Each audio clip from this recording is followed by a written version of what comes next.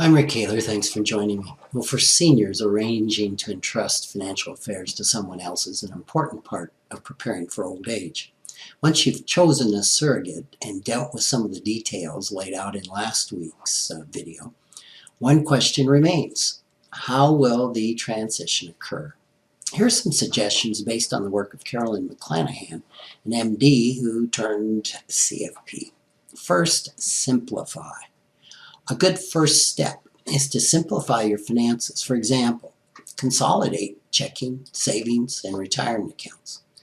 Reduce check writing by using credit cards wherever possible and paying off the balances every month. This can also be a nice way to get some cash back or some travel bonuses.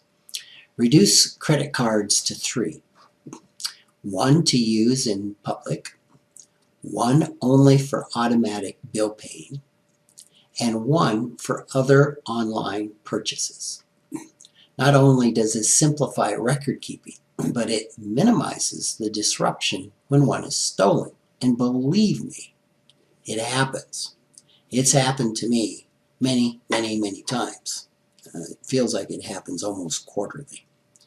As McClanahan points out, the easier it is, the longer independence can be maintained, and that is really important.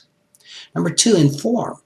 Your surrogate needs to know about all your assets. Not only does this include common liquid assets like bank accounts and securities held in taxable and retirement accounts, but it means more obscure liquid assets. Some examples would include variable and fixed annuities, structured notes, collectibles, mineral rights, and say maybe cash value insurance. 3, provide access.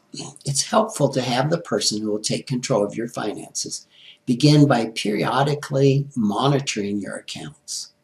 This will require them to have access to your financial records. If your affairs are relatively simple and your surrogate is local, you can authorize them to access your accounts and receive statements.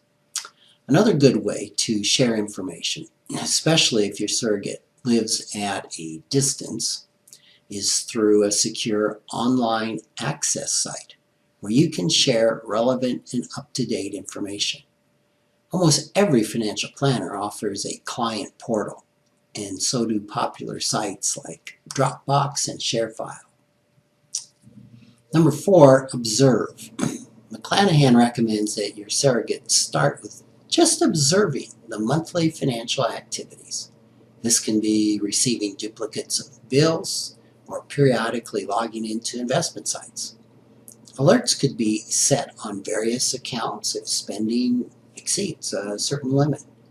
There are several money management sites like Quicken.com, Mint.com, and there's several others that can also give a surrogate online access to monthly statements and spending alerts. 5, participate. The activity of the surrogate can eventually be increased to attending annual meetings with your insurance agent, your investment advisor, your attorney, your tax accountant. If you have a financial advisor, it'd be helpful to bring your surrogate into your quarterly or annual updates. This way, the surrogate can begin to build a relationship with the advisor, which will greatly smooth the transition to the surrogate, working conjointly with the advisor in making all your investment decisions. The more the surrogate understands about your investment philosophy and what's going on, the less potential disruption that your portfolio may have. The surrogate can gradually begin to assess things and then begin taking part of, say, the monthly bill paying. Eventually, it would accumulate in the person taking over all financial decision making and things like making purchases or bill paying, taxes, the investment decisions. Number 6, monitor the surrogate. Having a system of checks and balances by appointing someone to monitor the surrogate may help you be more comfortable with allowing a surrogate to take over your finances. The monitor might be another family member. It might also be your attorney, your accountant, your financial planner, it would be important that your financial planner would be one where they have a fiduciary responsibility to you and to be your advocate.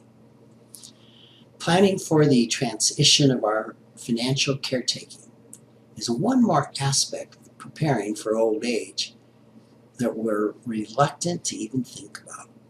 Yet without it, we must eventually accept options imposed on us by family or the court.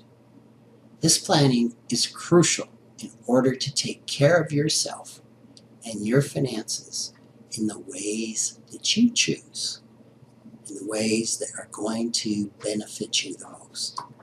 Thanks for joining.